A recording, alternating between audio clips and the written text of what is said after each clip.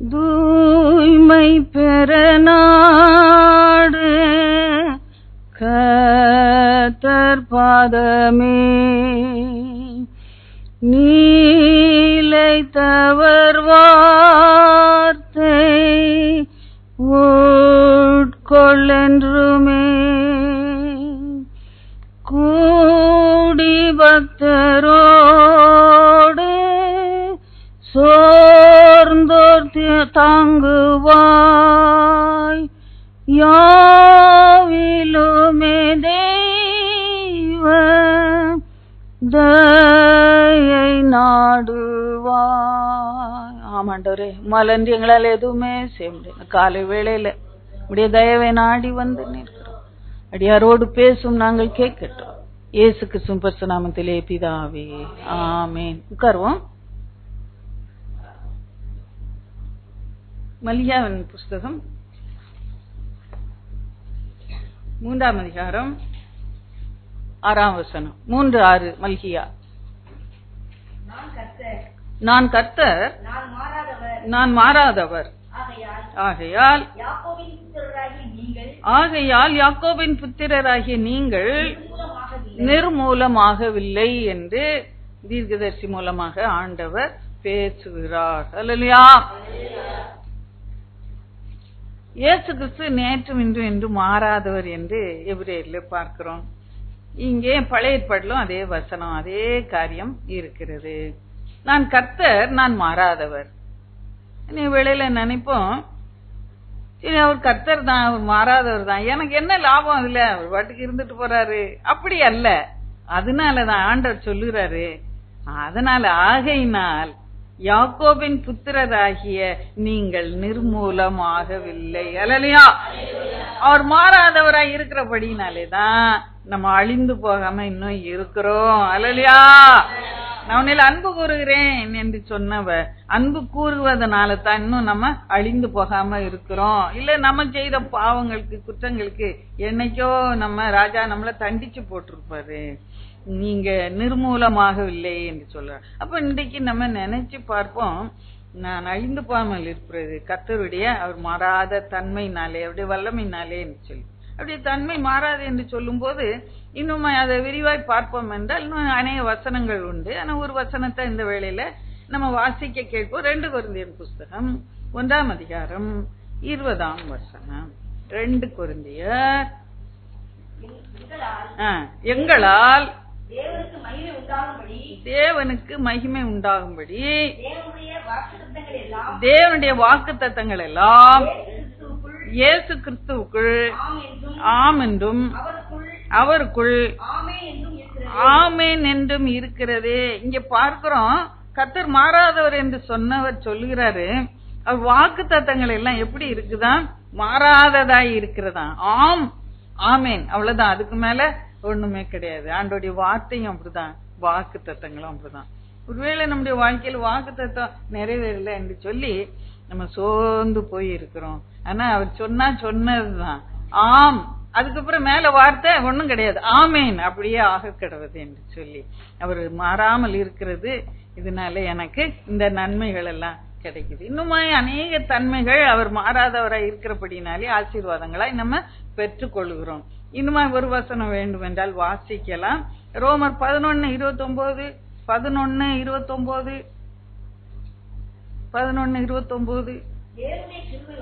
தேவனுடைய கிருபை வரங்களும் அவர்களை அழைத்த அழைப்பும் மாறாதவைகளே. இப்ப பாருங்க என்னெல்லாம் மாறாம இருக்கு. அழைத்த அழைப்பு, கிருபை வரங்கள் மாறாதவை. இந்த கான்டெஸ்ட் எல்லாம் நீ வீட்டுல என்ன கான்டெஸ்ட்ல சொல்லி இருக்கிறான்னு சொல்லி நீங்க வாசிச்சு பார்க்கணும். இப்ப இன்னும் அதிகமாக நம்ம ஆண்டவரை குறித்து நம்ம அறிந்து கொள்வோம். அந்த வசனத்துக்கு முன்பகுதி, அந்த வசனத்துக்கு பின்பகுதி எல்லாம் வாசித்தீங்கன்னா ஏன் அப்படி சொல்றாரு, என்ன கான்டெஸ்ட்லன்னு சொல்லும்போது நம்ம நன்றாக இன்னும் ஆழமாக வேதத்தை அறிந்து கொள்ள முடியும். அவர் மாறாதவர், அதனாலதான் நம்ம அழிந்து போகாம இருக்கோம். வார்த்தை மாறாது, அவருடைய வாக்கு தத்துவம் மாறாது, அவருடைய அழைப்பு மாறாது, அவருடைய கிருபை வரம் மாறாததாக இருக்கிற. கரங்களை தட்டி கத்தர மயம்படுத்த கலவேளையில அல்லேலூயா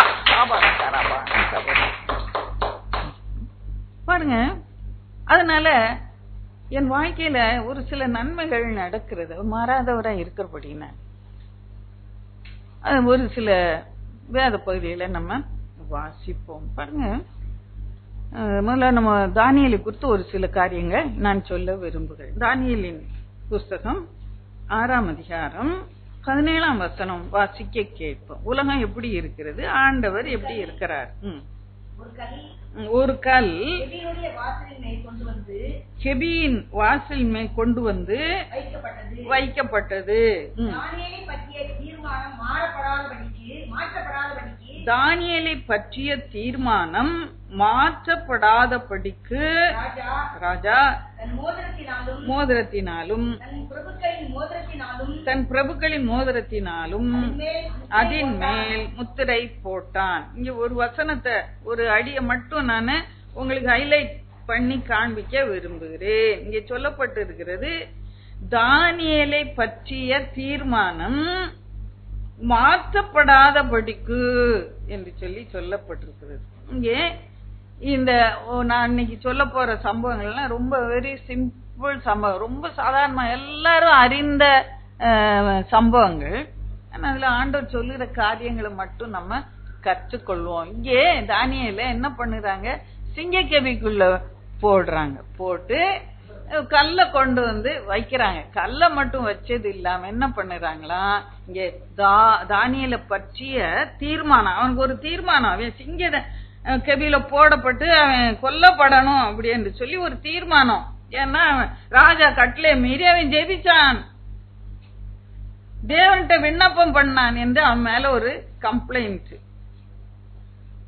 அந்த தீர்மானம் மாற்றப்படாதபடிக்கு ராஜா பிரதானிகள் எல்லாம் சேர்ந்து முத்திரை அங்கே வைக்கிறாங்க. உலகம் என்ன பண்ணுது, சில காரியங்களை தேவனுடைய பிள்ளைகள் மேல தீர்மானமா கட்டளையா கொண்டு வந்து நம்ம அழித்து போட வேண்டும் என்று சொல்லி முத்திரை போட்டு வைத்து விடுகிறார்கள். இவ்வளவுதான் உன் கதை, இவ்வளவுதான், இன்னைக்கோட முடிஞ்சிருவேன்னு உலகம் நம்ம மேல அநேக காரியங்களை எழுதி வைக்குது, தீர்மானம் பண்ணி வைக்குது. நீ அழிஞ்சு போவ, நீ செத்து போனோம். இன்னைக்கு வில்லி சூனியங்களை வைக்கிறாங்க, நம்முடைய குடும்பங்கள் உடைப்படுகிறது. இன்றைக்கு அப்படியாக இருக்கிற சூழ்நிலைகளை கர்த்தர் மாற்றி போடுவார். ஏன்னா அவர் மாறாதவர். உன்னை குறித்த மாறாத ஒரு அழைப்பு, கிருபை வரமோ, உன்னை குறித்த வாக்கு தத்தமோ, உன்னை குறித்த ஒரு வார்த்தையும் ஆண்டவருக்கு உண்டு. அதை யாராலும் மாற்ற முடியாது. அல்லேலூயா. அதனாலதான் நம்ம இன்னைக்கு நிர்மூலமாகாமல் இருக்கிறோம். கரங்களை தட்டி கர்த்தரை மகிமைப்படுத்த. அல்லேலூயா. தானியேலை குறித்த தீர்மானம் மாற்றப்படாதபடிக்கு ராஜா முத்திரை போட்டான். ஆனா அந்த காரியத்தை கர்த்தர் மாற்றி போடுகிறார். ஏன்னா தானியேல் அவன் வாழ்க்கையில உண்மை உள்ளவனாய் இருந்தான். பொறாமையினாலே ஜனங்கள் இன்றைக்கு நம்ம மேல அநேக தீர்மானங்களை எழுதி வைத்திருப்பார்கள். தானியேல் மேல பொறாமைதான். கர்த்தருடைய ஆசீர்வாதம் நம்ம மேல இருந்த அநேகர் பொறாமப்படத்தக்க விதமாக இருக்கும். அநேகர் பொறாமப்பட்ட சோர்ந்து போகாதீங்க.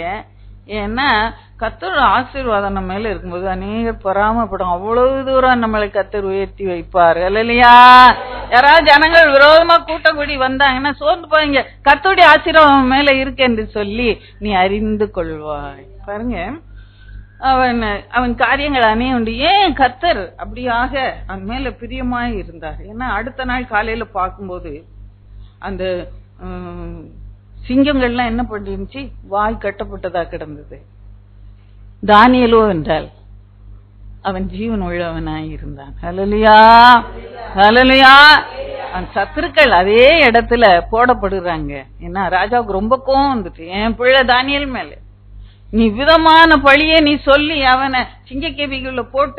அதனால தானியேல் மேல பிராது பண்ண எல்லாரையும் அந்த சிங்க கெபிக்குள்ள கொண்டு வந்து போடுகிறான். எல்லாம் அந்த கெபிக்குள்ள அடியில போறதுக்குள்ளாக சிங்கங்கள் அவங்கள நொறுக்கி பட்சித்து போட்டு என்று சொல்லி பார்க்கிறோம். அதனால இன்றைக்கு கர்த்தர் அப்படியான காரியங்களை நம்முடைய வாழ்க்கையில செய்யணும். மனுஷர் பொறாமையினாலே அநேக காரியங்களை சொல்லி என்னை அழிக்க வேண்டும் என்று தீர்மானம் பண்ணி முத்திரை போடுறாங்க. கர்த்தர் எனக்கா யுத்தம் செய்து சத்துரு நான் எப்படி அழியணும்னு நினைச்சான் அப்படியே அழிந்து போகும்படியா கர்த்தர் கிரியை செய்வார். ஹல்லேலூயா. காரியங்களை மாற்றி போடுகிறவர். ஏனென்றா மாறாத உன்னை குறித்த அன்பு அவரிலே மாறாததா இருக்கணும். அதுக்கு அவன் பாத்திரனாய் நடந்து கொண்டான். அதை மட்டும் நான் லேசா மென்ஷன் பண்றேன். ஏன்னா உங்களுக்கு இந்த பகுதியெல்லாம் நல்லா தெரியும். சண்டே கிளாஸ்க்கு இருந்து படிச்சுக்கிட்டு வரோம். தானியேல் எப்படி சிங்க கெபிக்குள்ள போட்டு எப்படி வந்தான்னு அந்த படம் கூட நமக்கு அப்படி சிங்க மூஞ்செல்லாம் நமக்கு கண்ணுல வரும் இதை தியானிக்கும் போது. பாருங்க, மகா பெரியவனாய் உயர்த்தப்பட்டவனாய் இருந்தான். 120 தேசாதிபதிகளை வைத்தான். அதிலே ஒருவனாய் இருந்தான். ராஜாவையில தெரிந்த அந்த 120 பேர் மேல 3 பிரதானிகளை வைத்தான். அதுலயும் ஒருவனாக தானியேல் இருந்தான். அதுக்கப்புறமா ராஜா யோசிச்சுக்கிட்டு இருந்தாரு, அந்த 3 பேருக்கு மேல ஒரு அதிகாரி போடணும், அது தானியேல தான் போடணும்னு நினைச்சாரு. இல்லையா?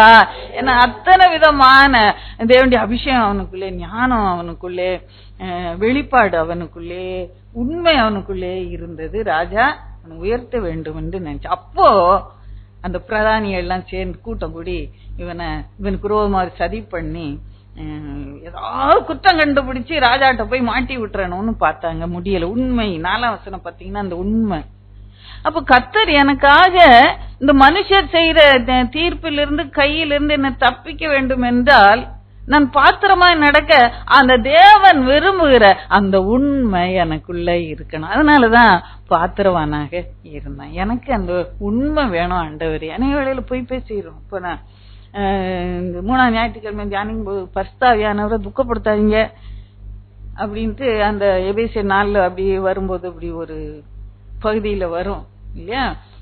அது திடீர்னு துக்கப்படுத்தாதீங்கன்னு ஒரு கான்டெக்ட் இல்லாம இருக்கிற மாதிரி வாசிக்கிட்டே போனா, அன்னைக்கு தெளிவாக ஆண்டவர் என்னோட பேசும்போது போய் பேசாதிருங்க, கோபம் கொள்ளாதிருங்க, பிசாசுக்கு இடம் கொடாதீங்க, கெட்ட வார்த்தை பேசாதீங்க, வீண் வார்த்தை பேசாதீங்க, அதெல்லாம் சொல்லிட்டு அந்த நடுவுல அத ஒரு ஜெம் போல ஒரு முத்த போல அந்த இடத்துல பதித்து வைத்திருக்கிற. இதையெல்லாம் நம்ம செய்யும்போது, பொய் பேசும்போது, கோபப்படும் போது, வீண் வார்த்தைகளை பேசும்போது, வம்பு பரியாசம் பேசும்போது ஆவியானவர் துக்கப்படுவார். பாருங்க, அதனால நம்ம ஜாக்கிரதை உள்ளவர்களா இருக்கணும். இந்த உண்மை எனக்குள்ளே வேணும். கர்த்தர் விரும்புகிற அந்த பரிசுத்தம் எனக்குள்ளே வேண்டும். பிரியமானவர்களே, அவன் மேல ஒரு குற்றமும் காணாதபடி அவன் உண்மை உள்ளவனாய் இருந்தான் என்று சொல்லி நம்ம பார்க்கிறோம்.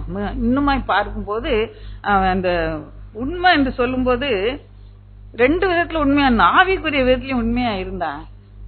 உலகப்புறமான அவன் வேலையிலும் சூழ்நிலையிலும் உண்மை உள்ளவனாய் இருந்தான். ஆவிக்குரிய விதத்துல உண்மையா இருந்தான் என்று எப்படி சொல்கிறேன் என்றால், அந்த 10ஆம் வசனத்தை நீங்க பார்ப்பீர்கள் என்றால் தெரியும். தானியேலுக்கு அந்த பத்திரம் கையெழுத்து இடப்பட்டு என்று தெரிந்தும், என்ன பத்திரம், யாராவது ஜெபிச்சாங்கன்னா ஆண்டவர்கிட்ட ஒரு விண்ணப்பம் பண்ணாங்கன்னா சிங்க கபிகளை போடணும்னு ஒரு பத்திரம், 10ஆம் வசனம் 6-10 தானியேல். அப்படி தெரிந்திருந்தும் அவன் எப்போதும் போல, அப்ப அங்கதான் அவனுடைய ஜெப வாழ்க்கை வெளிப்படுகிறது. எவ்வளவு ரொட்டீனாக இருந்தான் என்று சொல்லி பார்க்கிறோம். தானியேலோ என்றால் அந்த பத்திரத்துக்கு கையெழுத்து வைக்கப்பட்டிருந்த அறிந்த போதிலும் என்ன பண்ணானா, தன் வீட்டுக்குள்ளே போய் தன் மேலறையிலே எருசலேமுக்கு நேராக பலகணிகள் திறந்திருக்க அங்கே தான் முன் செய்து வந்தபடி, அப்ப முன்னால் என்ன செய்தான்றத வழக்கமா செய்தான்றத அந்த வசனத்தின் மூலம் அறிந்து கொள்ளும். தினம் 3 வேளையும் தன் தேவன் முழங்கால் படியிட்டு ஜெபம் பண்ணி ஸ்தோத்திரம் செலுத்தினான். அப்ப ஆவிக்குரிய வாழ்க்கையிலும் உண்மை உள்ளவனாக இருந்தான். உலகப்புறமான வேலையில உண்மையா இருக்கும். ஆவிக்குரிய வாழ்க்கையில நம்ம உண்மை உள்ளவர்களாக இருக்கிறோமா சற்று நம்ம நிதானித்து நம்ம பார்க்க வேண்டும். இப்படி நம்ம தான் என்ன பண்ணுவோம், இவ்வளவு உபத்திரம் வந்துட்டு ஜெபத்துக்கு ஆராதனைக்கு உபத்திரம் வந்துட்டு அப்படின்னு நினைக்கும் போது என்ன பண்ணுவோம், சும்மா உட்காந்துக்கிட்டே அப்படியே படுக்கையில அப்படியே ஜெபம் பண்ணிடலாம், நம்ம யாரும் கண்டுபிடிக்க மாட்டாங்க. நானா இருந்தா அப்படிதான் பண்ணியிருப்பேன். நான் பயந்து, சிங்கம்னா பயம் இல்ல, அதனால அப்படியே ஜெபம் பண்ணிடலாம். என்ன 3 வேளைக்கு என்ன, ஒரு வேளை பண்ணிடுவோம் போதும் அப்படின்னு கொஞ்சம். ஆனாவே முழங்கால் படிக்கிட்டு எப்போதும் போல அந்த எல்லாரும் பாக்குற மாதிரி எல்லாம் திறந்து வச்சுட்டு அறைக்குள்ள போய், அறைக்குள்ள என்ன சாப்பாட்டு மேசையிலேயே ஜெபம் பண்ணிடுவோம் கொஞ்சம், அப்ப யாருக்கும் தெரியாது ஜெபம் பண்றதுன்னு. அவன் அறைக்குள்ள போய் முழங்கால் படிட்டு ஸ்தோத்திரம் பண்ணி எருசலேமை பார்த்து ஜெபம் பண்ணான் என்று சொல்லி பார்க்கணும். எத்தனை உண்மை, இந்த உண்மை இருக்கும் என்ற கர்த்தர் நம்முடைய இடுக்கணுக்கு எல்லாம் நம்ம நீங்களாக்கி ரட்சிப்பார். ஹல்லேலூயா. நீங்க சோர்ந்து போக வேண்டாம். முன்பு ஒரு நாள்ல இப்படியா பிரசவம் பண்ணும்போது, ஆமா அப்ப உண்மை இருந்தாதான் என்ன ரட்சிப்பாரா? கர்த்தர் எனக்கா எல்லாம் செய்து முடிப்பான்னு தாவீது சொன்னா, ஏன் இப்படி செய்தான்மோ? தாவீது வாழ்க்கையில் என்னெல்லாம் இருந்துச்சு, இருதயத்துக்கு ஏற்றவனா இருந்தான். அப்போ ஒரு அம்மா ரொம்ப சோர்ந்து போயிட்டான். அப்போ இப்படியெல்லாம் நான் இருந்தாதான் எனக்கு இதை செய்வாரா அப்படின்ட்டு போயிட்டாங்க. பாருங்க, அப்படி சோர்ந்து போக வேண்டாம். கர்த்தர் பரிசுத்தத்தை நாடுகிற தெய்வம், தூய்மை பெற நாடு என்று சொல்லி இன்றைக்கு பாடல் பாடி இதை ஆரம்பித்தோம். பாருங்க, பரிசுத்தம் அடைகிறது தேவனுடைய சித்தமாய் இருக்கிறது. உண்மையா இருக்கணும் ஆண்டவரேன்னு ஒரு ஆசைப்படுங்களேன், ஆண்டவர்கிட்ட சொல்லுங்க. அப்போ ஆண்டவர் உண்மையா இருக்கிற வாய்ப்பை உண்டாக்குவார். நீங்க போய் சொல்லுகிற சூழ்நிலையை எடுத்து போடுவார். கர்த்தர் அவர் உங்களை தப்பு வைக்கன்னு தான் காத்துக்கிட்டே இருக்கிறாரு. உங்க வாஞ்ச சரி இப்படி பண்ணு கேட்டா, அக்கா கூட்டத்துக்கு ஏன் வரலன்னு கேட்டா போய் சொல்லி தப்பிச்சிடலான்னு அப்படி நினைக்காதீங்க. இல்ல சொல்லிடுவேன், ஐயோ சோம்பலா இருந்துச்சு 2 மணிக்கு படுத்துட்டேன் அக்கா அப்படின்னு சொல்லிட்டீங்கன்னா பரவாயில்ல. அப்போ நான் உண்மை சொல்லணும் அப்படின்னு ஒரு தீர்மானத்தை நீங்க எடுக்கும் போது கர்த்தர் அதுக்கு பொய் சொல்லுகிற வாய்ப்பே இல்லாதபடி மாற்றி போடுவோம். அக்கா கேட்க மாட்டாங்க அன்னைக்கு பார்த்து, உங்ககிட்ட ஏன் வரலமான்னு கேட்க மாட்டாங்க. உங்ககிட்ட கேட்டா தானே போய் சொல்ல வேண்டியது இல்லையா? அதனால உண்மை உள்ளவர்களா நம்ம இருக்கணும். இன்னும் அவனை குறித்து பார்க்கும்போது இடைவிடாமல் ஆராதனை செய்கிறவனாய் இருந்தான் என்று சொல்லி 16 வாசிக்கிறோம், 20ஆம் வசனத்துல வாசிக்கிறோம். அது யாரு? அந்த ராஜாவுக்கு நல்லா தெரியுமா? தானியேல் தன்னை குறித்து தம்பட்டம் அடிக்கல. நான் இடைவிடாமல் ஆராதனை செய்தபடியினாலே கர்த்தர் என்னை தப்புவித்தார் என்று சொல்லி அவன் தம்பட்டம் அடித்து கொள்ளவே இல்லை. நான் இடைவிடாமல் அவரை ஆராதிக்கிறேன் என்று சொல்லி தன்னை குறித்து பெருமைப்படுத்தல. இந்த ராஜா அவனுடைய வாழ்க்கையை உன்னித்து பார்த்து, நீ இடைவிடாமல் ஆராதிக்கிற உன் தேவன் உன்னை சிங்கங்களின் கைக்கு தப்புவிப்பார் என்று சொல்லி அந்த முத்திரையை போட்டு கடந்து போனான். அப்போ அந்த இடைவிடாமல் ஒரு ஆராதனை. நம்ம சமயம் வாய்த்தால் ஆவிக்குரிய வாழ்க்கை வாழுகிறோம், சமயம் வாய்க்காவிட்டால் ஆவிக்குரிய வாழ்க்கையை வாழ்வது இல்லை, மறந்துடுறோம். ஜஸ்ட் அப்படி ஹேண்ட்பேக் தூக்கி அப்படி போட்டுக்கிட்டு அப்படி கேட்டை விட்டு வெளியே போனா அவ்வளவுதான், நம்மள அப்புறம் கையிலேயே புட்டிக்க முடியாது. அது ஒரு வாழ்க்கை தனியா அப்படியா ஜல்லுன்னு வாழ்ந்துட்டு வரும். அப்படி அல்ல, இங்கே சொல்லுங்க, இடைவிடாமல் ஒரு ஆராதனை செய்தபடியினாலே மனுஷர் போட்ட அந்த தீர்மானத்தையும் முத்திரையும் என் தேவன் மாறாதவராய் இருந்து மாற்றி போட்டார். கரங்களை தட்டி கத்தர மேம்படுத்தும். அல்லேலூயா. அதனால மனுஷர் என் மேல பொறாமையா இருக்கிறாங்க என்று சொல்லி நீங்க கவலைப்படவே வேண்டாம். உங்க உள்ளத்தை கர்த்தருக்கு கொடுத்து, ஆண்டவரே உள்ளத்திலே உண்மை இருக்க விரும்புகிற நீர், உமக்கு தான் என் இருதயம் சொந்தம் என்று கர்த்தருடைய கரத்துல ஒப்பு கொடுக்கும் போது கர்த்தர் பொறாமை பிடித்த மனுஷர் மத்தியிலிருந்து கர்த்தர் உங்களை வெளியே தூக்கி எடுத்து உங்களை சாட்சியாய் நிறுத்துவார். இரண்டாவதாக இன்னொரு சம்பவத்தை உங்களுக்கு நான் வைக்கிறேன். அந்த எஸ்தர் புஸ்தகம் 9ஆம் அதிகாரம் 1ஆம் வசனம் வாசிக்க கேட்போம். 9:1. ராஜாவின் வாக்கின்படியும் அவருடைய கட்டளையின்படியும் செய்யப்படுவதற்கு ஆதார் மாதம் என்கிற 12ஆம் மாதம் 13ஆம் தேதியிலே யூதரின் பகைஞர் அவர்களை மேற்கொள்ளலாம் என்று நம்பினார்களே, அந்த நாளிலே தானே யூதரானவர்கள் தங்கள் பகைஞரை மேற்கொள்ளும்படிக்கு என்னவா காரியம் மாறுதலாய் முடிந்தது. எல்லாம் சேர்ந்து சொல்லுவோம், காரியம் மாறுதலாய் முடியும். நல்ல எல்லாருமே சொல்லலையே, காரியம் மாறுதலாய் முடிந்தது. அல்லேலூயா. காரியம் மாறுதலாய் முடியும். அல்லேலூயா. என் தேவன் அவர் மாறாதவராய் இருக்கிறபடினாலே உலகத்திலே மனுஷன் நமக்கு கொண்டு வருகிற தீமையான காரியங்கள் மாறுதலாய் முடியும். அல்லேலூயா. அல்லேலூயா. பாருங்க எத்தனை பெரிய ஒரு அதிசயத்தை கர்த்தர் அங்கே செய்கிறார் என்று சொல்லி பார்க்கிறோம். 21ஆம் வசனம் அதையும் வாசிங்க. அதே புஸ்தகத்திலே வருஷந்தோறும் ஆதார் மாதத்தின் 14ஆம் 15ஆம் தேதிகளை யூதர்கள் பகைஞருக்கு நீங்களாகி இளைப்பாறல் அடைந்த நாட்களாகவும் அவர்கள் சஞ்சலம் சந்தோஷமாகவும் அவர்கள் துக்க மகிழ்ச்சியா மாறின மாதமாகவும் ஆசரித்தார்கள். அப்ப பாருங்க என்ன எல்லாம் நடக்குன்னு. சஞ்சலம் சந்தோஷமாக மாறுகிறது, துக்கம் மகிழ்ச்சியாய் மாறுகிறது. இயேசு கிறிஸ்து அதைத்தான் சொல்லுவோம், உங்க துக்கம் சந்தோஷமாய் மாறும் என்று சொல்ல. அல்லேலூயா. இயேசுவை சிலுவையில பிடித்து அடித்து விட்டு அந்த யூதர் எல்லாம் பிரதானிகள் எல்லாம் என்ன நினைச்சாங்க, மூப்பர்கள் எல்லாம் ஆமா கதை முடிஞ்சிட்டு அப்படின்னு ஒரே சந்தோஷமா இருந்தாங்க. இயேசு இனிமேல வந்து அவன் தேவாலயத்துல வந்து பிரசங்கம் பண்ணி போதகம் பண்ணி அற்புதங்களை செய்து வீணா குழப்பங்களை உண்டாக்க மாட்டான் என்று சொல்லி சந்தோஷமா இருந்தாங்க. ஆனா சீஷருக்கு என்னவா இருந்தது? துக்கமா இருந்தது. 3 வருஷம் அவரோடு எவ்வளவு சந்தோஷமா இருந்தோம், எவ்வளோ அற்புதங்கள் எல்லாம் செய்தார், எவ்வளோ எல்லாம் செய்து போஷித்தாரு. போதனை மாத்திரம் இல்லை, எங்களை போஷித்தாரு, எங்களுக்கு எவ்வளவு சந்தோஷமா இருந்து அவரோட இருந்தது அப்படின்னு அழுதுகிட்டே இருந்தாங்க. 3ஆம் நாள் ஆச்சு, இந்த சீஷருடைய துக்கம் என்னவா மாறிச்சா? சந்தோஷமாய் மாறிட்டு என்ன உயிர் தெழுந்துட்டாரு. அவர் வீட்டுக்கு வந்தாரு, அவங்களோட நடந்து வந்தாரு, கூட உட்கார்ந்து சாப்பிட்டாரு, அநேக காரியங்களை போதிச்சாரு.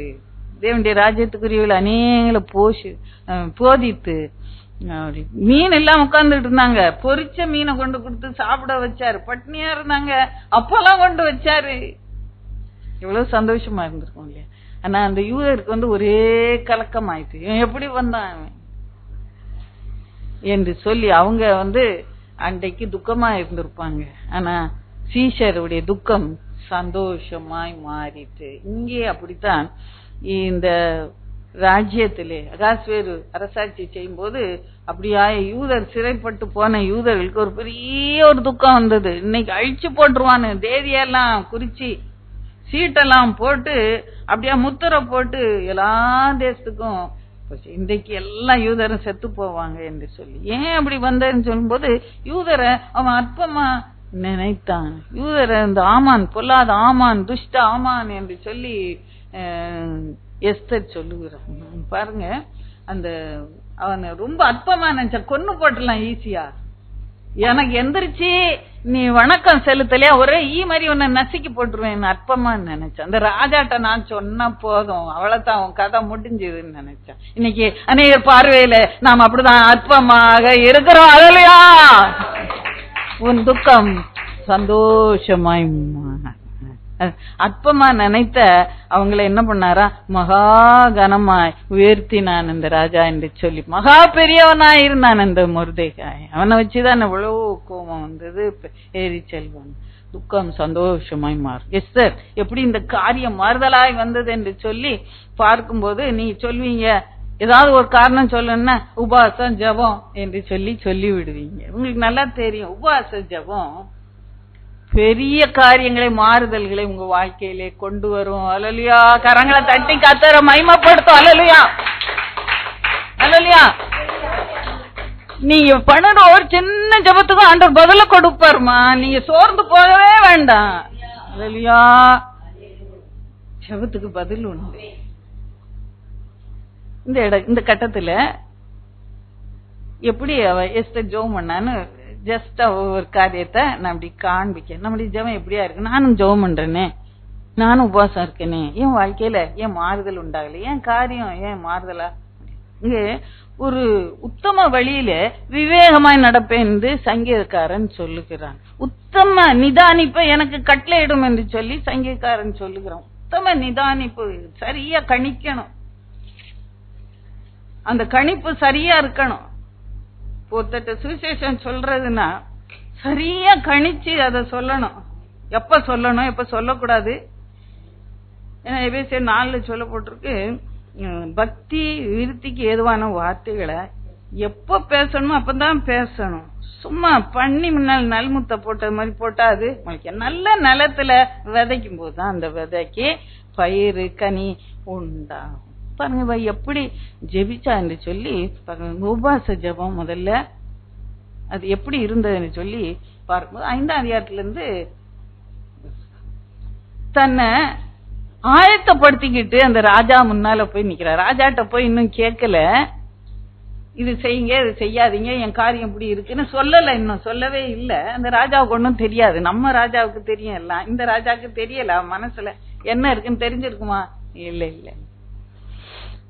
அப்ப அந்த ராஜாவுக்கு முன்னால தயவு கிடைக்கணும்னு சொல்லி 3 நாள் முன்பதுல உபாசிட்டான். ஏன் உபாசித்து ஜெபிச்சான்னு சொல்லும் போது, அந்த ராஜா முன்னால யாரும் கூப்பிடாம போவே முடியாது. அத்தனை பயங்கரமான ராஜா இந்த அகாஸ்வேர் ராஜா. அவனை குறித்து சரித்திரம் சொல்லுதுன்னா பயங்கரமான காரியங்களை ஒருவேளை நான் முதல்ல உங்களுக்கு சொல்லியிருப்பேன், நீ ஒருவேளை நினைவு வச்சிருப்பீங்க, எல்லாம் மறந்துருப்பீங்க, கேட்டிருக்க மாட்டீங்க. அதை நான் சும்மா சுருக்கமா சொல்லுகிறேன். ஒரு பாலம் கட்டினாங்களாம் அந்த தேசத்துல. 300 பேர் பாலம் கட்டினாங்க. என்ன, ஒரு நதி ஓடி வந்து கடலோடு சேர்ற இடத்துல ஒரு பெரிய பாலம் கட்டினாங்க. அந்த திடீரென்று ஒரு பெரிய வெள்ளம் வந்து கடல்ல வந்து சீற்றம் வந்து அந்த பாலத்தை அப்படியே அடிச்சு போட்டு உடைச்சிருச்சான். வெறும் இல்ல, சுனாமி அந்த உடைச்சு போடும் இல்லையா, அந்த மாதிரி. உடனே இவனுக்கு ரொம்ப கோவம் வந்துட்டு, இவங்க சரியா கெட்டல, அதனாலதான் அது உடஞ்சிருக்குன்னு சொல்லி 300 பேரையும் சாட்டை அடி கொடுங்க என்று சொல்லி 300 பேருக்கு சாட்டை அடி கொடுத்தாங்க. அப்படி பயங்கரமா கொடூரமாக ஆட்சி செய்த ஒரு ராஜா அகேஸ்வேர் ராஜா. அவன் முன்னால யாரும் போக முடியாது. அவன் சொல்ற, எஸ்தர் ராஜாத்தி சொல்ற, 4ஆம் இடத்துல பாத்தீங்கன்னா 1 மாசம் ஆச்சு, இன்னும் என்ன அவரு கூடல் நான் பார்க்கவே இல்லை, 1 மாசம் ஆச்சு என்று சொல். அவ பயப்படுறா. முருதையா போய், நீ போ, நீ இன்னைக்கு நீ போலன்னா நீ மட்டும் அரண்மனையில இருந்தா தப்பிச்சிருவேன்னு நினைச்சியா, நீ உடனே போ அப்படின்னு சொல்லி அவன் முருதைகாய் அவளை பயமுறுத்துக்கிறான். அப்ப சொல்லுகிறான், 1 மாசம் நான் இன்னும் முகத்தை பார்க்கல, யாரும் ராஜா கூப்பிடாம அவன் முன்னால் போய் நிக்க முடியாதே. சரி நான் என்ன பண்றேன், உபாசிக்கிறேன். அப்ப ராஜா முன்னால போறதுக்கு தன்னை ஆயத்தப்படுத்தி கொள்கிறாள் என்று சொல்லி அந்த உபாச ஜபம் முதல்ல ஒரு ஆயத்தத்தை நான் இங்கே குறிக்கிறது. நம்ம கத்தரை அவ்வளவு பரிசுத்தமானவரா, அவ்வளவு பயங்கரம் உள்ளவரா, அவ்வளவு வல்லமை உடையவரா, அவ்வளவு மகிமை பொருந்தியவரா நம்ம விசுவாசித்து அப்படியே சமூகத்திலே ஜபத்துக்கு நம்ம வரணும். ஏதோ கடமைக்காக அல்ல, பெயருக்காக அல்ல, சும்மா விளையாட்டாக அல்ல, அவ்வளவு பயங்கரமானவர் என்று உணர்ந்து அப்படி சமூகத்திலே வந்து ஜெபிக்க நம்ம வரும்போது நம்முடைய ஜெபம் கேட்கப்படும், காரியங்கள் மாறுதலாய் முடியும். ஏன் இன்னும் நம்முடைய காரியம் மாறுதலா முடியும்? அப்படியே இருந்தது போலே இருக்கு. ஏன் இருக்குது என்று சொல்லும் போது கர்த்தரை குறித்த அந்த பயபக்தி இன்னும் எனக்குள்ளே இல்லை. அது ஒத்துக்கொள்றீங்களா? அல்லது இந்த அம்மா உடான் சுடுதுன்னு சொல்றீங்களா? இல்ல, இன்னைக்கு நீங்க உங்களை அப்படியாக தாழ்த்த வேண்டியது அவசியமாக இருக்கிறது. ஒரு நோட்டு எழுதி அனுப்பியிருக்கலாம், எஸ்தர் ராஜாத்தி, ராஜாவை இன்னைக்கு பார்க்கணுமா அப்படி என்று சொல்லி நோட்டு எழுதி வேலைக்காரன்ட்ட கொடுத்து விட்டு இருந்திருக்கலாம். அப்படி செய்யல. 3 நாள் உபாசம் ஜெபம் பண்ணி, நான் ராஜாவை போய் பார்க்கும்போது அவர் கண்ணில் எனக்கு தயவு கிடைக்கணும் என்று சொல்லி தன்னை ஆயத்தப்படுத்தி புறப்பட்டு அவர் அத்தனை வல்லமை உடையவர் என்பது உணர்ந்து போகிறார். அத்தனை மேன்மையா இருக்கிறவன் என்று உணர்ந்து போகிறான், அத்தனை பயங்கரமானவன் என்று உணர்ந்து போகிறான். நம்ம இத நமக்கு திருஷ்டாந்தங்களாக இதெல்லாம் எழுதப்பட்டு இருக்கிறது. அந்த ராஜாத்தி கதையெல்லாம் முடிஞ்சு போச்சு. இன்னைக்கு இதே வேண்டிய சமூகத்திலே அப்படியான ஒரு உணர்வோடு வருகிறோமா, ஆயத்தப்படுத்தி வருகிறோமா, அலட்சியமாய் நினைக்கிறோமா? அவருடைய சமூகத்தில வந்து உட்கார்ந்தோடனே நம்ம ஆயத்தப்படுத்தி கொள்கிறோமா? ஆண்டவரே என்கிட்ட தகுதி இல்லை உமட்ட வர்றதுக்கு என்று சொல்லி நம்முடைய தகுதியின்மை உணர்ந்து வருகிறோமா? நான் அவர் பிள்ளைதான், அந்த ராஜாவுக்கு ராஜாத்தி மனைவிதான், ஆனாலும் அந்த உறவோட போகல. நான் அவருடைய பிள்ளைதான், நான் தேவனுடைய அபிஷேகத்தை பெற்று அவருடைய ஊழியத்தை செய்யறேன், நான் குமாரத்தி தான், நான் அவருடைய புத்திரர் தான். ஆனால அந்த உரிமையோட நான் போல, நான் என்ன வெறுமையாக்கி என்னை தாழ்த்தி அவருடைய மகிமையை நினைத்து அவரை உயர்த்தி நான் போகிறேன். அந்த ஜெபம் இருக்கும்போது என் காரியம் எல்லாம் மாறுதலாய் முடியும். பாருங்க, இன்னும் அநேக காரியங்களை சொல்லிக்கொண்டே போலாம். நான் வேகமா இன்னும் சில காரியங்களை நம்ம தியானிக்கணும், அதனால நான் சொல்லிக்கொண்டே போறேன். 5ஆம் அதிகாரத்துல இப்படியாக போகிற ராஜ வஸ்திரம் தரித்து போகிறாள் என்று சொல்லி பார்க்கிறேன். அந்த ராஜ வஸ்திரம் என்று சொல்லும் போது பொதுவாக அந்த உபாசம் இருக்கும்போது ராஜ வஸ்திரம் தரிக்க மாட்டாங்க, ஆனா சணல்ல தான் வஸ்திரம் தரிச்சுக்கிட்டு போவாங்க. ஆனா இப்ப என்ன பண்ணுகிறா, தன்னை தகுதிப்படுத்த அந்த ராஜ வஸ்திரத்தை, ஏன்னா ராஜ வஸ்திரம் உடுத்தாம யாரும் அங்க போக முடியாது. சணலை உடுத்திக்கிட்டு ராஜா முன்னால போக முடியாது. ஏன்னா மருதைய அங்க வாசல்ல அப்படியா சணல் வஸ்திரம் தருத்தான அவனை உள்ள விடல. நீங்க அந்த இதெல்லாம் நீங்க வாசிச்சு பாத்தீங்கன்னா நல்லா புரிந்து கொள்வீங்க. அப்போ ராஜவஸ்திரம் தரிச்சுக்கிட்டு போறான். முற்றத்துல அவன் நேரம் திருதுப்புன்னு போல அங்க நிக்கிறா, அந்த கொலுமண்டபத்துல அந்த என்ட்ரன்ஸ்ல நிக்கிறா. அப்ப ராஜா கேக்குற யாரு நிக்கிறாங்க அப்படின்போது எஸ்தர். அப்ப வர சொல்லு. ஏன்னா ராஜா சரின்னு சொல்லலன்னா உடனே யார் அங்க நின்னாலும் வெட்டிடுவாங்க. உடனே ராஜா உத்தரவு இல்லாம வர சொல்லுங்கும் போது ராஜாத்தி போறா. இந்த பொச்சங்கோல் அவளுக்கு நீட்டப்படுகிற இந்த பொச்சங்கள் நீட்டப்படலன்னா யாராலும் வெட்டி கொல்லப்படணும். அப்ப பாருங்க, முதல்ல அந்த ஆயத்தத்துக்கு அந்த 3 நாள் அந்த ஜெபம் தன்னை தாழ்த்தி பண்ணதுக்கு எல்லாரும் சேர்ந்து பண்ணும்போது அதுக்கு முதல்ல அவளுக்கு கதவை ஆண்டவர் அங்க திறந்து வைக்கிறார். ஹல்லேலூயா. ஆயத்தத்தோட போவோம், தாழ்மையோட போவோம், அவட்ட கெஞ்சி மண்டாடி போவோம். பாருங்க, அப்படியாக அங்க போய் நிக்கும் போது ராஜாத்தி உனக்கு என்ன வேணும் அவரே கேட்கிறான். பாருங்க, அவரே கேட்கிறார். என்ன ஒரு ஆச்சரியமான, உனக்கு என்ன வேணும் நீ கேளு, நீ ஏன் என்ன தேடி கேளு, அது ராஜ்யத்துல பாதினாலும் நான் உனக்கு தருவேன், எதை கேட்டாலும் நான் தருவேன் என்றே சொல்லுகிறேன். உடனே சொன்ன அளவா, ஆமா இந்த இவன் இப்படி பண்ணா அவன் அப்படி பண்ணா, நம்ம நீங்க ஆண்டோட்ட போன உடனே அதுதான் கம்ப்ளைண்ட். இது பண்ண அதை பண்ண, இது இல்ல அது இல்ல, எல்லாத்தையும் சொல்லிடுவோம். இங்கே அவரே கேட்கிறார் உனக்கு என்ன வேணும். அவன் மனம் பதறி எதையுமே பேசல. இல்லையா? மத்தேயு 6:6 பாக்குறோம். 6:7 6ஆம் அதிகாரம் 6ஆம் வசனம் 7ஆம் வசனம் இந்த வசனங்கள்ல பார்க்கிறோம். நீ வாயை திறந்து நீ கேட்க முன்னால உன் தேவையெல்லாம் அவருக்கு தெரியும். அதனால நீ என்ன பண்ணு, அலப்பாத, அநேக வார்த்தைகளை கொண்டு நீ அலப்பாத. இல்ல அஞ்ஞானிகள் நாடி தேடுறாங்க, மாயக்காரர் அப்படியா ஜெபம் பண்றாங்க, அநேக வார்த்தைகளை கொண்டு அலட்டாத அலப்பாத என்று சொல்லுகிறார். இவன் எதனாவது பேசினால இது வேணும். ஒண்ணு கேட்டா, இன்னைக்கு நான் விருந்து செய்ய போறேன், அதுக்கு நீங்களும் வரணும். யாரு வரணும்? ஆமான் தான் அங்க அந்த முக்கியமான கட்டம். அவன் இல்லைன்னா அங்க ஒண்ணும் பிரயோஜனம் இல்ல. அவனை எப்படியா க்ளோஸ் பண்ணணும் இல்ல, அவனையும் கொண்டு அங்க நிறுத்தி. விருந்து சந்தோஷத்துக்காக செய்யப்படும் என்று பிரசங்கில ஒரு வசனம். அப்போ ஆண்டவருக்கு ஒரு விருந்து, ராஜாவுக்கு ஒரு விருந்து. ராஜா வீட்டுல என்னாலும் விருந்துதான். சாலமோன் உடைய பந்தியில என்னெல்லாம் அடிச்சு சமைச்சாங்கன்னு சொல்லி நீங்க பாக்குறீங்க 4ஆம் புஸ்தகத்துல. ஆச்சரியமாக இருக்கும். அப்படியே விருந்து நடக்கிற இடத்துல ஒரு விருந்து எஸ்தர் ராஜாத்தி விசேஷமாக யாருக்கு செய்யறா? ராஜாவுக்கும் சத்ருக்கும், அந்த துஷ்ட ஆமானுக்கும் அங்கே ஒரு ராஜா அவருக்கு அங்க திராட்சை ரசம் அங்கே பரிமாறுறாள். சந்தோஷம் அடைகிறான். ராஜாவை மேல சந்தோஷப்படுத்த அவருக்கு நம்ம ஏதாவது செய்யணும். ஆண்டவர்கிட்ட எதையாவது ஒன்வே டிராபிக் இல்ல, எதையாவது கேட்டு வாங்கிக்கிட்டே இருப்போம். நம்ம கேட்க அவருக்கு கொடுத்துக்கிட்டே இருப்பாரு.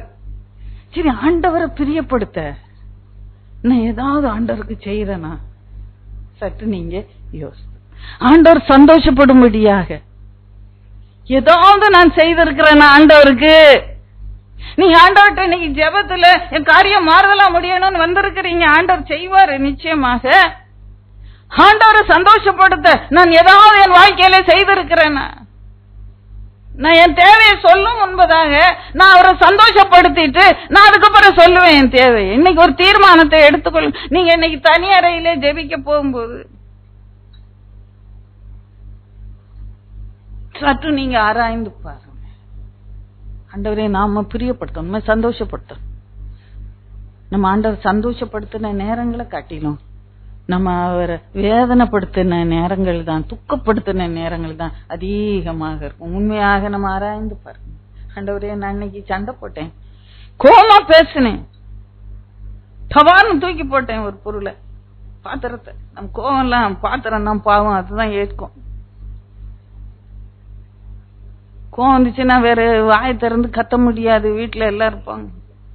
உடனே அங்க பாத்திரத்தை ஒண்ணு டபார்னு தூக்கி ஒண்ணு அடிச்சிடுற, அவ்வளவுதான். அதை யாரும் கேட்க மாட்டாங்க இல்லையா? உனக்கு தெரியும் அந்த கோபம் இஸ் லெட் அவுட், அவ்வளவுதான். இன்னைக்கு சற்று நம்ம ஆராய்ந்து பார்ப்போம். பிரசங்க 5:2 கூட பாத்தீங்கன்னா, தேவாலயத்துக்கு போகும்போது நடைய சீர்தூக்கி பாரு, அஞ்ஞானிகள் பேசுறது போல வார்த்தைகளை பேசாத என்று சொல்லி சொல்லப்பட்டிருக்கு. ஆண்டவரை சந்தோஷப்படுத்திட்டு அப்புறமா அன்னைக்கோட அந்த விருந்து நடக்கு. திரும்பவும் கேக்குறான், எத்தனை முறை கேக்குறான், அவ வாயை திறந்து தன் தேவைய சொல்லவே இல்லை. திரும்பவும் சொல்லுற. 2வது நாளும் இன்னொரு நாள் நான் விருந்து பண்ண போறேன், அதுக்கு நீங்களும் ராஜா வரணும், இந்த ஆமானும் வரணும் என்று சொல்லி 2வது நாளும் அப்படியே சொல்லி விடுகிற. பாருங்க, அவன் கேக்குறான், என்னமா வேணும் சொல்லு. அது ராஜ்யத்துல பாதினா நம்ம ஒரு பெரிய லிஸ்ட் போட்டுருவோம். ராஜா அப்படி கேட்டாருன்னா சும்மா விடுவோமா? டக டக டக டக ஒரு 100+1 வாங்கிடுவோம். இன்னைக்கும் விருந்துக்கு வரணும். அப்ப நம்ம சில காரியங்கள் சில காரியங்கள் 1999 வருஷத்துல நான் இப்படியாய் செய்தேன் என்று சொல்லி ஒன்ன வச்சுக்கிட்டு அதையே பிடிச்சுக்கிட்டு இருக்கோம். ஆண்டவரை பிரியப்பட்டேன். இல்ல நான் ஞான ஸ்நானம் எடுத்துட்டேன்ல, அதுக்கு பிரியம் தானே. அது ஒன்னே பிடிச்சுக்கிட்டு என் நீதியாக நான் பிடித்துக் கொள்கிறேன். இல்ல, அவரை பிரியப்படுத்திக்கிட்டே இருக்கணும். காரியம் மாறுதலாம் முடியாது. நான் ஒவ்வொரு நேரம் ஆண்டோடைய சமூகத்துல வரணும். நான் அவரை பிரியப்படுத்த சில காரியங்களை செய்யணும், சொல்லணும். ஆண்டவரை பிரியப்படுத்துற வார்த்தைகளையாவது அட்லீஸ்ட் சொல்லுங்க. ஆண்டவரே நீங்க பெரியவங்க என்று சொல்லி ஆண்டவர் உயர்த்துங்க, ஆராதனை செய்யுங்க. அதுலயே ஆண்டவர் சந்தோஷப்படுவார், பிரியப்படுகிறார். அப்போ 2வது நாளும் அப்படி சொல்லிடுறார். பிறகு திரும்பவும் ஒரு விருந்து நடக்கு. பாருங்க, ஏன் அப்படி கேட்கிறான்னு சொல்லும்போது அதுக்குள்ள அங்க ஆண்டவர் அங்கே கிரியை செய்ய ஆரம்பித்து விடுகிறார். அல்லேலூயா. இந்த ஆமான தூக்கி போடுகிற ஒரு சூழ்நிலையை அங்க உருவாக்கி கொடுக்கிறார். அல்லேலூயா. அங்க கர்த்தருக்கு கிரியை செய்ய கொஞ்சம் நேரத்தை அவ உண்டாக்கி கொடுக்கிறார். முதல் நாளே எடுத்த உடனே ஆமான தூக்கி போடுங்கன்னு கேட்கல. அவ என்ன இவ்வளோ ப்ராப்ளம் எனக்கு கொடுக்கறான். அவன் கர்த்தரை துதித்து கொண்டு, கர்த்தரை பிரியப்படுத்தி கொண்டு, கர்த்தருடைய சமூகத்திலே வந்து நின்று கொண்டே இருக்கும்போது கர்த்தர் அங்கே கிரியை செய்து கொண்டே இருக்கிறார். அல்லேலூயா. முதல்ல 6ஆம் அதிகாரத்துல ஒரு கிரியை செய்யறார். என்ன சொல்லும் போது, அந்நேரம் வரைக்கும் உயர்த்தப்படாத அந்த மொர்தெகாயை கர்த்தர் உயர்த்துகிறார். நித்திரையில அவன் இருக்கும்போது நித்திரை வரல அவனுக்கு, இந்த ராஜாவுக்கு. உடனே அந்த நடபடி புஸ்தகங்களை கொண்டு வாசி, அதெல்லாம் கர்த்தர் கிரியை செய்ய ஒரு தருணத்தை உண்டாக்கி கொடுக்க. அன்னைக்கே அதை கேட்கல பாருங்க. ஏன்னா அதுக்குள்ள மொர்தெகாய் பெரிய ஒரு மனுஷனாக, அங்க ராஜா கனம் பண்ணப்பட்ட மனுஷன் என்று சொல்லி, அது யார் கையாலே? அந்த ஆமான் கையாலே. அதை இத்தனை ஒரு பெரிய காரியம் இயல்பா நடந்திருக்கவே முடியாது. என்னைக்கோ நடந்திருக்க வேண்டியது அது அன்னைக்கு நடக்க வச்சு அவன் மனசு கொதிச்சுக்கிட்டு வீட்டுக்கு போனான் என்று சொல்லி அன்னைக்கு பாருங்க. உங்களுக்கு சம்பவம் எல்லாம் தெரியும், நான் அதை விவரமா சொல்ல அவசியம். கர்த்தர் கிரியை செய்ய நீங்க பொறுமையாய் காத்திருக்க வேண்டியது அவசியம். காரியம் மாறுதலாய் முடிய உங்களுக்கு பொறுமை அவசியம். அமர்ந்திருந்து கர்த்தரே தேவன் என்று நீங்க அறிந்து கொள்ள நீங்க பொறுமையாய் இருப்பது மிகவும் மிகவும் அவசியம். பயங்கரமான குழியில உளையான சேற்றுல இருந்தேன், நான் கர்த்தருக்கு பொறுமையாய் காத்திருந்தேன், கர்த்தர் என் கூப்பிடுதலை கேட்டார். இது சங்கீதக்காரனுடைய சாட்சியாக இருக்கிறது. ஹல்லேலூயா. கர்த்தருக்கு பொறுமையா நீங்க காத்திருக்கும் போது, அல்லது நம்ம என்ன பண்ணிடுறோம், நம்ம ஏதாவது முயற்சி செய்து சண்டைக்கு கிளம்பிடுறோம். நமக்கு விரோதமா யாராவது ஒரு பொல்லாத திட்டம் வைத்திருந்தாங்க, நம்ம எந்திரிச்சு நம்மளா சண்டைக்கு போயிடுறோம். அப்ப தோற்று போய் கர்த்தர் கிரியை செய்ய இடம் கொடுங்க. நீங்க பொறுமையாய் காத்துருங்க. நீ ஏன் ஆண்டவர் சமூகத்துல வந்து நிக்கிறேன்னு ஆண்டவருக்கு தெரியும். ஒரு அந்த அகாசுவருக்கு அன்னைக்கு தெரியாம இருந்திருக்கலாம். ஆனா அவன் புரிந்து கொள்ளல. அவனுக்கு தெரியும் யூதர் எல்லாம் கொல்லப்படணும்னு அவன் தான் அவன் எழுதி முத்திரை போட்டு அனுப்பியிருக்கனால தெரியும். ஆனா அதுல இவன் எஸ்தர் பாதிக்கப்படுவா அப்படின்ட்டு அவன் உணர முடியல. அவனால, அவன் மனுஷன் தானே, ஹியூமன் லிமிடேஷன்ஸ் இருந்தது, அவனால புரிந்து கொள்ள முடியல. ஆனா நம்முடைய கர்த்தர், நீ என்னத்துக்கு ஆண்டவர் சமூகத்துல வந்திருக்கிறன்னு ஆண்டவர் தெரியும். என்னத உனக்கு காரியம் மாறுதலா முடிக்கணும் தேவன் அறிந்திருக்கிறார். ஹல்லேலூயா. நிச்சயம் பெரிய காரியங்களை நம்முடைய வாழ்க்கையில செய்வார். ஹல்லேலூயா. இப்போ பொறுமையா காத்திருந்தா, ஜெபத்துல பொறுமையாக காத்திருந்தா. தேவை ரொம்ப அர்ஜென்ட் தேவைதான். ஆனா பொறுமை நமக்கு தேவையாய் கர்த்தர் கிரியை செய்து பெரிய காரியங்களை செய்தார். முதல்ல அந்த காரணமா இருந்த அந்த அடுத்த நாள் விருந்துல திரும்பவும் அந்த ஆமான் வந்து இருக்கிறான். அதான் 6ஆம் அதிகாரத்துல நீங்க பார்க்கும்போது, அந்த முடிவிலே பார்க்கும்போது மொர்தெகா உயர்த்துறான். அதுக்கு பிறகு அந்த விருந்து நடக்குது. அப்ப அந்த விருந்து நடக்குது, தீவிரப்படுத்துறாங்க, வந்து சீக்கிரமா சீக்கிரமா சீக்கிரமா. அப்புறம் கர்த்தர் நேரத்தை நியமிச்சுட்டாருன்னா அதுக்கு பிறகு அது நிக்காது, அப்படியே தீவிரமாக ஓடு. முதல்ல அந்த துஷ்ட ஆமான் வந்து அங்கே கொல்லப்படுகிறத பார்க்கிறோம் பாருங்க.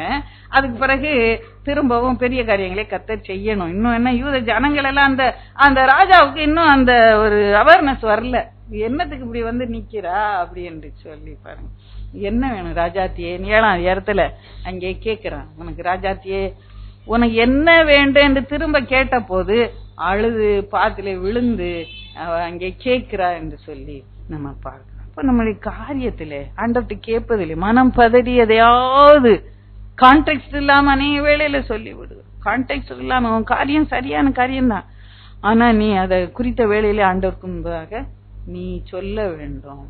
அதற்கு ஒரு பேக்கிங் உனக்கு வேணும், ஆயத்தம் வேண்டும். அதோட நீ சொல்ல வேண்டியது அவசியமாக இருக்கு. முதல்ல அன்னைக்கே சொல்லி இருந்தான்னா இந்த ஆமானுக்கு இப்படி ஒரு முடிவு வந்தது. என்ன ஆமான் எனக்கு எவ்வளவு உதவியா இருக்கிறான், ராஜாத்தி உங்களுக்கு இந்த ராஜ தந்திரங்கள்லாம் உங்களுக்கு தெரியாது ராஜாத்தி, நீங்க மத்த எதையாவது கேளுங்க நான் தரேன், ஆமான போட்டு என் வீணா அவனை க்ளோஸ் பண்ண சொல்ற அப்படின்னு இருப்பான் இல்லையா? சொல்லியிருப்பானா இல்லையா? சொல்லியிருப்பான்.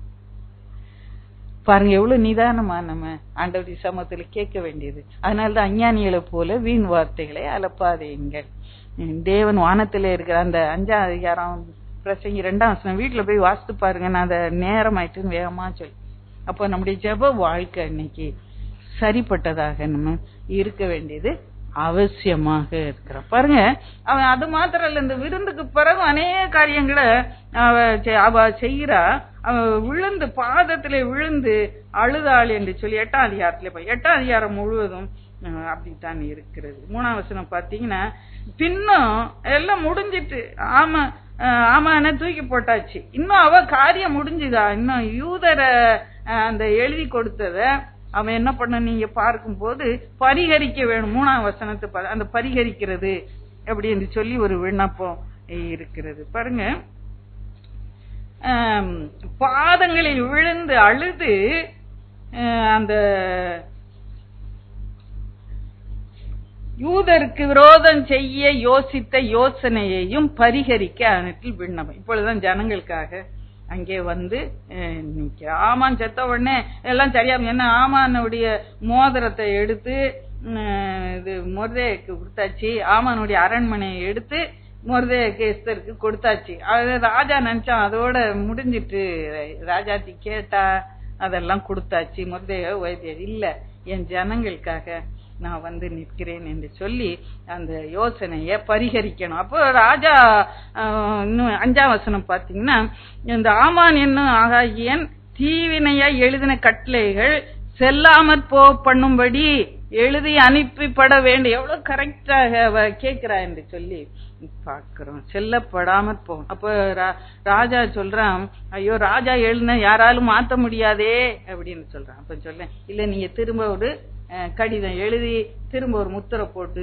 அனுப்புங்க என்று சொல்லி நம்ம எல்லாத்தையும் கிளியராக அப்படியாக தெளிவாக நம்முடைய ஜெபம் தெளிவாக இருக்கணும், பாயிண்டடா இருக்கணும். உனக்கு என்ன வேணுமோ அதை தான் நீ கேட்கணும். பாருங்க, இப்படியாக முதல்ல எப்படி போச்சு அதே மாதிரி 127 நாடுகளுக்கு, நம்ம இந்து நாட்டுக்கும் இந்து தேசத்துக்கும் வந்திருக்கு அந்த கடிதம். அப்படியாக வந்த உடனே அங்க கர்த்தர் பெரிய காரியங்களை செய்ய உடனே அங்க ஒரே சந்தோஷம், காரியம் மாறுதலாய் முடிந்தது. ஹல்லேலூயா. ஜெப வாழ்க்கை எப்படி இருக்குது பாருங்க. அதோட முடியல. இன்னும் ஒரே ஒரு வசனத்தை வாசித்துட்டு நம்ம அடுத்த இதுக்குள்ள கடந்து போகலாம். 12ஆம் வசனம் பாப்போம். இந்த 9ஆம் அதிகாரம் 12ஆம் வசனம் வாசிப்போ. அப்பொழுது ராஜாத்தியா எஸ்தரை நோக்கி யூத சூசான் அரமனையில் 500 பேரையும் ஆமானின் 10 குமாரரையும் கொண்டு நிர்மூலமாக்கினார்கள். ராஜாவின் மற்ற நாடுகளிலோ என்ன செய்திருப்பார்களோ, இப்போதும் உன் வேண்டுதல் என்ன, அது உனக்கு கட்டளையிடப்படும், உன் மண்டாட்டி என்ன, அதன்படி செய்யப்படும். ஒரு நாள் அங்க எல்லாம் யூதர் சத்துருவானவங்கள ஒரு நாள் சங்காரம் பண்ணிட்டாங்க இல்ல. அதுதானே கேட்ட, யூதர் என்னைக்கு அழிக்கப்படணும்னு ஆமான்னு நினைச்சான அன்னைக்கே பகைஞர் சத்துருகள்லாம் ஒரு நாள் சங்காரம் முடிஞ்சிட்டு, அப்ப அந்த நாள் ஈவினிங் ராஜ அரண்மனையில அந்த ரிப்போர்ட் வருது. யாரெல்லாம் நினைக்க 5 நாள் அந்த அரண்மனை வேற எதுவுமே நடந்திருக்காதுன்னு நினைக்கிறேன் இல்லையா. ராஜாங்க காரியம் ராஜா எதுவும் பார்த்திருக்க முடியாது. ராஜாத்தி அங்கேயே அழுதுகிட்டே உட்காந்துருக்கா பாதத்துல, அவனை சும்மா இருக்க விடல. இதுன்னு எல்லா காரியங்களும் அந்த 5 நாளும் அரண்மனையில ஏதோ காரியங்கள்லாம் ஒரே ஒரு சலசலப்பாக. ஒரு நாள் ஈவினிங் வருது, 500 பேர் அரண்மனையில 500 பேரை கொண்டாங்க. ஆமான் முதல்ல போயிட்டான் வந்ததுனாலே 10 குமாரையும் அப்படின்னு ரிப்போர்ட் வருது. அப்போ ராஜாத்தி அங்கதான் இருக்கிறா ராஜா கிட்ட. ஏன்னா அவங்க 2 பேரும் பேசிக்கிட்டுறாங்க. அதை வச்சு நானு சொல்லுகிறேன். எஸ்தரை நோக்கி யூத சூசான் 500 பேரும் ஆமான் 10 கொண்டு நிர்மூலம், ராஜாவின் மற்ற நாடுகள் என்ன செய்திருப்பார்களோ அப்படி என்று சொல்லு. அப்போ அது ஒரு நினைச்சு பார்க்கும்போது அவன் கொஞ்சம் ஆங்ஷியஸா இருந்த மாதிரி இருந்தது இல்லையா. அவன் கொஞ்சம் கவலையா இருந்த மாதிரி இருந்தது. ஒரே கொலை நடக்குது, என் ஜனங்கள் எல்லாம் ஆனாலும் அவன் அதை விட்டு கொடுக்கல. என்ன செய்திருப்பார்களோ, என் ஜனங்கள் எல்லாம் நிறைய பேர் அழிந்து போனாங்க, ஆனா காரியம் மாறலாம் முடிந்தது என்று சொல்லி அவன் இருதயத்துக்குள்ள ஒரு கவலை இருக்கு. நிறைய பேர் அழிஞ்சு போயிட்டாங்களே, அரண்மனையில 500 பேரு, இன்னும் தேசத்துல எல்லாம் எவ்வளவு பேர் அழிந்தாங்களோ அப்படின்ட்டு கவலையோட அதோட நிறுத்தி கொள்ளல. இப்பொழுதும் ராஜாத்தியே, உன் வேண்டுதல் என்ன, உன் மண்டாட்டி என்ன, அது உனக்கு கொடுக்கப்படும். ஹல்லேலூயா. கரங்களை தட்டி கர்த்தரை மகிமைப்படுத்துவோம். ஹல்லேலூயா, ஹல்லேலூயா. உற்சாகமாக உற்சாகமாக உற்சாகமாக உற்சாகமாக. அவ உடனே அப்படியே விட்டாளா? இல்ல, நாளைக்கும் அதே மாதிரி சங்காரம் பண்ணணும்னு சொல்லி கேட்டு அதை வாங்கி கொள்கிறான். நம்ம நினைக்கிறதுக்கும் நம்ம வேண்டிக் கொள்கிறதுக்கும் மிகவும் அதிகமாய் கர்த்தர் கிரியை செய்ய வல்லமை உடையவராக இருக்கிறார். மனசுல உள்ளதெல்லாம் நீ கர்த்தர்ட்ட சொல்லு, காரியம் மாறுதலாய் முடியும். உன் வேண்டுதல் என்ன எஸ்தர் ராஜாத்தி என்று சொல்லி கர்த்தர் என்று கேட்டு உன் காரியங்கள் மாறுதலாய் முடிய கர்த்தர் உதவி செய்வார். நம்ம ஜெப வாழ்க்கையை இன்னைக்கு சரி செய்து கொள்வோம். ஜெப வாழ்க்கையை சரி செய்து கொள்வோம். இன்றைக்கு கிறிஸ்தவர்களுக்குள்ளே ஜெபமும் கிடையாது, வேத வாசிப்பும் கிடையாது. வெளிப்படையான ஒரு போலியான கிறிஸ்தவ வாழ்க்கை. இதை இன்றைக்கு மாற்றி போடுவோம். இன்றைக்கு என் காரியம் மாறுதலாய் முடிய, என் பிரச்சனைகள் மாறுதலாய் முடிய, என் ஜெப வாழ்க்கையை நான் இன்றைக்கு சரி செய்து கொள்வேன் ஆண்டவரே என்று சொல்லி கர்த்தர்ட்ட ஒரு தீர்மானத்தை நீங்க எடுத்துக்கொள்ளுங்க. மேலாவரியா ஜெபித்தது போதும். ஆழமான ஜெப வாழ்க்கைக்குள்ளே கர்த்தர் இன்றைக்கு நம்மை அழைக்கிறார். ஹல்லேலூயா. நானும் ஜெபம் பண்ணேன் என்று சொல்லி டபா டபா டபான்னு ஏதோ ஒரு உணர்வே இல்லாம ஒரு சில நிமிஷம் ஜெபம் பண்ணிட்டு நம்ம அப்படியே தப்பித்து கொள்ள வேண்டாம். ஏதோ ஒரு நாள் அவசரத்துல நீங்க போகும்போது வரும்போது படுத்திருக்கும் போது பண்றீங்க, உண்மைதான். ஆனா ஒரு நாள் நீங்க நேரம் எடுத்து ஆண்டவர் பாத்துல மெய்யாய் உங்களை வெறுமையாக்கி காத்து இருந்து அப்படியே பரிசுத்தத்தை பார்த்து நீங்க ஜெபிக்க வேண்டியது அவசியமாய் இருக்கிறது. உங்க காரியம் நிச்சயமாக மாறுதலாகவே முடியும். ஹல்லேலூயா. இன்னும் உச்சாமே சொல்லுங்க. ஹல்லேலூயா. பாருங்க, இந்த அற்பமாக யூதரை நினைச்சான். இந்த ஜனங்கள் என்ன பண்ணிடுவாங்க, இன்னைக்கு நம்மள அப்படியே பூச்சி மாதிரி நசுக்கி போட விரும்புறாங்க. என்ன பண்ணிடுவான், என்ன ஒண்ணும் பண்ண முடியாதுன்னு இன்னைக்கு சத்துரு நிக்கிறேன். காரியம் மாறுதலாய் முடியும். அல்லையா? பாருங்க, யோபுவை குறித்து பார்க்கும்போது 1:8 வாசிப்போம். 1:8. கர்த்தர் சாத்தானை நோக்கி, என் தாசனாகிய யோபின் மேல் போதும், என் தாசனாகிய யோபின் மேல் கவனம் வைத்தாயோ. அப்போ சத்துரு கண்ணு உன்னை பார்த்துக்கிட்டே இருக்குது. வன்கண். இன்னைக்கு ஒரு குடும்பம் தழைச்சிட்டுனா உடனே, ஐயோ பாரு நல்லா எப்படி போறான் பாரு, எப்படி உடுத்திக்கிட்டு எப்படி போறான் பாரு, ஒண்ணும் இல்ல வந்தா 2 கார் வாங்கிட்டான், எப்படி போறான் பாரு, இன்னைக்கு பெரிய வீடு கட்டிட்டான், இவ்வளவு பெரிய வேலை கிடைச்சிட்டு மகனுக்கு இவ்வளவு பெரிய கார் வச்சிருக்கான் வாங்கி. வன்கண், சத்ருவின் வன்கண். யாரு கண்ணு உன்னை பாக்குதோ இல்லையோ, ஆண்டவர் கண் பாக்குது. 2 ஜோடி கண் ஆண்டவர் கண்ணு. அதே நேரம் பிசாசுடைய 2 வன்கண் உன்னை பாத்துக்கிட்டே இருக்கு. அதான் நீங்க மறந்தே போகாதீங்க. ஏன் தாசனாகிய யோபுவின் மேல் கவனம் வைத்தாய். ஆண்டவரே கொஞ்சம் கிளறி விட்ட மாதிரி இருக்கு. ஆண்டவர் அன்னைக்கு சும்மா இருந்திருந்தாரு இவ்வளவு போராட்டம் வந்திருக்காது என்ன நினைப்பேன். அவன் சொல்லுறான், பாத்துக்கிட்டே இருக்கான். இன்னும் யோபு மேல கண்ணு, அவனை எப்படியாவது தட்டி விடணும்னு அவனுக்கு ஆசை. அவன் பாக்குறான், ஆனா அவனால முடியல. ஏன்னா கர்த்தர் அவனை சுற்றி வேலி அடைத்து வைத்திருக்கிறார். கரங்களை தட்டி கர்த்தர் மயம்படுத்தும் அந்த தலைவர். அல்லேலூயா.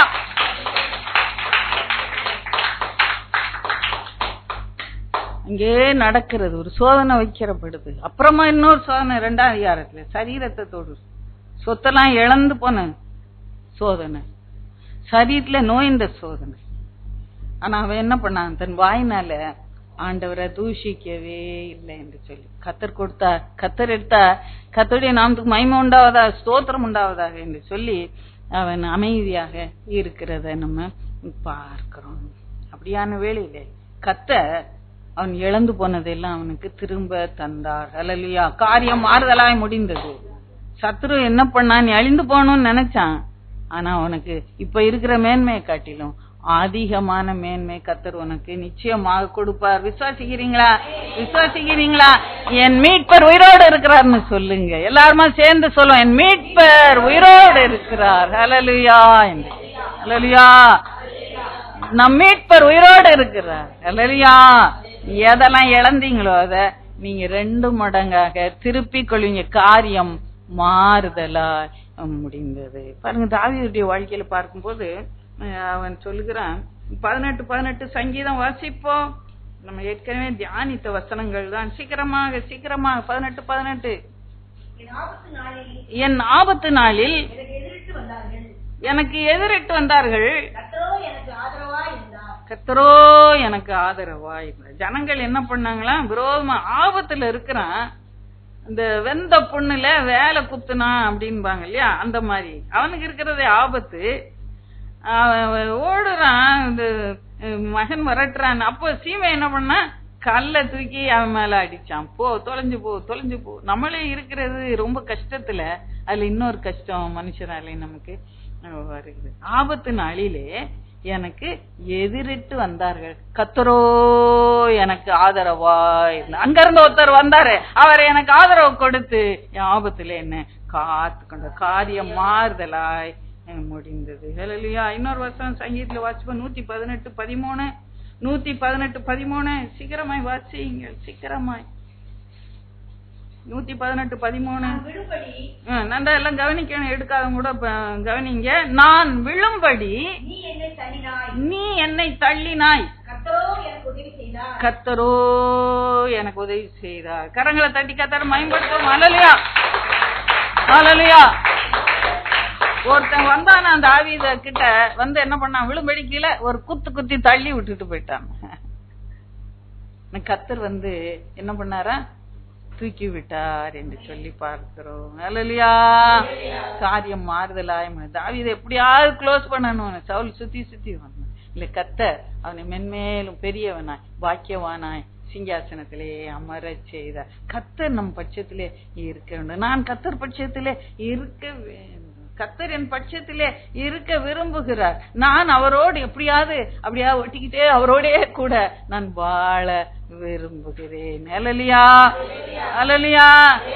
எந்த சூழ்நிலையும் கர்த்தருடைய பிரசன்னத்தை இழந்தே போகாதீங்க. கர்த்தரை நினைச்சுக்கிட்டே இருங்க.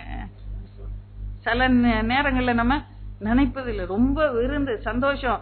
கல்யாண வீட்டுக்கு போனா அப்படியே அவுத்து விட்ட மாதிரி இஷ்டத்துக்கு ஓடி பேசுறது, சிரிக்கிறது, கலாட்டா பண்றது வேண்டாம் பிரியமானவர்களே. எப்போதும் கர்த்தரை நினைச்சுக்கிட்டே இருங்க. அவர் உங்களோட கூடவே இருப்பார். தானியமும் திராட்சை ரசமும் பெரிய இருக்கிற காலத்தின் சந்தோஷத்தை காட்டிலும் அதிகமான சந்தோஷத்தை என் இருதயத்திலே எனக்கு தந்தீர் என்று சொல்லுவேன். சந்தோஷம் கர்த்தருக்குள்ளதான் இருக்கு. தானியத்திலும் திராட்சை ரசத்திலும் இல்லை, கல்யாண வீட்டிலே இல்லை, கர்த்தருடைய பிரசன்னத்திலே இருக்கிறது. ஹல்லேலூயா, ஹல்லேலூயா. நீ கீழே விழும்படி நீ தள்ளினாய், கர்த்தரோ எனக்கு ஆதரவாய் இருந்தார் என்று சொல்லி இன்னொரு வசனம் வாசிட்டு அப்போஸ்தலர் 12ஆம் அதிகாரம் காரியம் எப்படி மாறுதலாய் முடிந்தது. 11ஆம் வசனம் 12:11 பேதுருவுக்கு தெளிவு வந்தபோது ஏரோதின் கைக்கும் யூத ஜனங்களின் எண்ணங்களுக்கும் என்னை விடுதலையாக்கும்படிக்கு கர்த்தர் தம்முடைய தூதனை அனுப்பினார் என்று நான் இப்பொழுது மெய்யாய் அறிந்திருக்கிறேன். என்ன பாருங்க, பேதுருவ பட்டயத்தினால கொல்லணும்னு சொல்லி ஏறாவது என்ன பண்ணி வச்சிருக்கான், அடைச்சு வச்சிருக்கான். நாளைக்கு விடிஞ்சா 12:11 அப்போஸ்தலர். அப்போ அது யூத ஜனங்களுக்கு ரொம்ப இஷ்டமா இருந்துச்சான். யோவானுடைய சகோதரன் யாக்கோப பட்டயத்தினாலே ஏறாவது கொன்னானா அதுக்கு முந்தின மாசம். அது யூதருக்கு ரொம்ப பிரியமா இருக்குன்னு நினைச்சோடனே பேதுரு அடுத்த பிடிச்சி வச்சிருக்கான். அவனை கொண்டு வெளியே கொட்டணும், யூதரை சந்தோஷப்படுத்தணும்னு அவன் பார்த்தான். யூதருக்கு ஏன் பிரியமா இருந்துச்சு? ஏன்னா அவர் இயேசு கிறிஸ்து சொல்லப்பட்டு சொந்தமானதிலே வந்தார், சொந்தமானவர்களை ஏற்றுக்கொள்ளவில்லை. அதனால சொந்தம் வந்தான்னு இன்னும் கிடக்காதீங்க பாசத்துக்குள்ள. சொந்தமானவங்க ஒரு நாள் ஏற்றுக்கொள்ள மாட்டாங்க. வசனம் சொல்லுது ஆண்டோடைய பிள்ளைகளுக்கு சத்துரு வீட்டாரு தான். இந்த அன்பை தேடி எங்கேயும் போகாது, இயேசுக்குள்ளே உங்க அன்பெல்லாம் இருக்கட்டும். இல்லையா, யான சந்தோஷம் அன்பு கர்த்தருக்குள்ளதான் இருக்கிறது. இல்லையா, பின்னானவளை எல்லாம் மறந்து விடும். கர்த்தர் புதிய காரியங்களை நமக்கு நிச்சயமா செய்வார். பாருங்க, அந்த பட்டயத்தால கொல்லணும் பேதுரு அங்க அடைச்சு வச்சிருக்காங்க. உடனே அந்த தீமையான எண்ணத்தை, அந்த சூழ்நிலை கர்த்தர் மாற்றி கொடுத்தார். என் தேவனாலே எல்லாம் கூடும். சிறைச்சாலையில என்ன பண்ணுகிறார், உள்ள தூதன் தட்டி எழுப்புறான், தூங்கிட்டு இருக்கிறான். விலங்கு போட்டு 2 சேவர் மத்தியில அவன் அங்கே நிம்மதியா தூங்கி, என் தேவன் என்ன விடுவிப்பாருன்னு நம்பிக்கையோடைய தூங்கி கொண்டு, என் தேவனுக்கு போதும் நான் ஊழியம் செய்யணும் எடுத்துக்கிட்டாருன்னா நான் போறேன் சந்தோஷம் அமைதியா தூங்கிட்டு இருக்கேன். தட்டி எழுப்பணும், சங்கிலி விழுது, அவன் தூர வருகிறான். செருப்ப போடு, உன் வஸ்திரத்தை உடுத்திக்கோ, சின்ன பிள்ளைக்கு சொல்ற மாதிரி ஸ்கூலுக்கு போடும் போது ஷூ போடு, யூனிஃபார்ம் போடு, டை போடு, சட்டை போடு, போடு போடு, கைய பிடிச்சு கொண்டு வாசல்ல கொண்டு விட்டுட்டு வந்துட்டாங்க. தீமையான எண்ணங்களுக்கு அவனை விடுதலை பண்ணி. அல்லேலூயா. இன்னைக்கு அந்த பிள்ளைக்கு என்னன்னு விளங்காது, நாளைக்கு எங்க அம்மா அப்பா என்ன அப்படியா படிக்க வச்சாங்க, இன்னைக்கு நான் நல்ல நிலையில இருக்கிறேன்னு பிள்ளை சொல்லும். அல்லேலூயா. காரியம் மாறுதலாய் முடியும். அந்த தீமையான எண்ணங்களுக்கு பேதுரு தப்பு வைத்து அவன் ஜீவனோடு வாழ்ந்து கர்த்தருக்கு சாட்சியா இருக்கும்படியா கிருபை செய்ய. கரங்களை தட்டி கர்த்தரை மகிமைப்படுத்தணும். இந்த மத்தியான வேளையில கர்த்தர் நிச்சயமாக நம்முடைய காரியங்கள் எல்லாம் மாறுதலாய் முடியும்படியாய் செய்வார். நம் ஜெபத்துக்குள்ளாய் கடந்து போவார். கர்த்தர் கிறிஸ்து